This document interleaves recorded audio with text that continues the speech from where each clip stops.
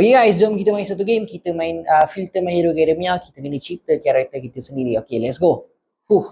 Awal-awal dah dapat Dabi, Deku, Endeavor. Oh, siapa ni?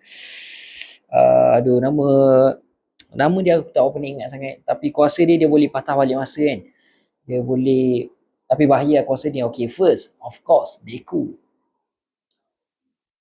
Okay, speed Speed Shigaraki Kui durability tu. Durability si keras ni, besi ni.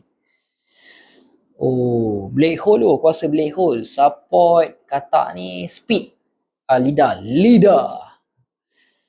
Okay. Support, okay. Ambil kuasa Black Hole. Last support siapa? Bagi karakter. Aduh. Si kawan Eraser Head ni. Okey lah. Boleh lah. Oh, ranking nombor 12. Rising Star Oh, okey lah. Tapi target aku top 10 lah sebenarnya. Bagi pendapat korang macam mana? Korang rasa okey tak karakter untuk My Hero Academia aku ni? By the way guys, yang ni hoodie anime My Hero Academia kan.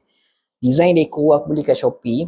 Harga tak sampai RM40. Design lawa, kualiti memang selesa sangat. Kalau nak jalan-jalan dekat dalam mall ke, nak tengok wayang ke, memang cun sangat. Macam mana nak order sekarang kat tag Shopee, aku ada letak dalam video ni. Okay, harga murah sekarang.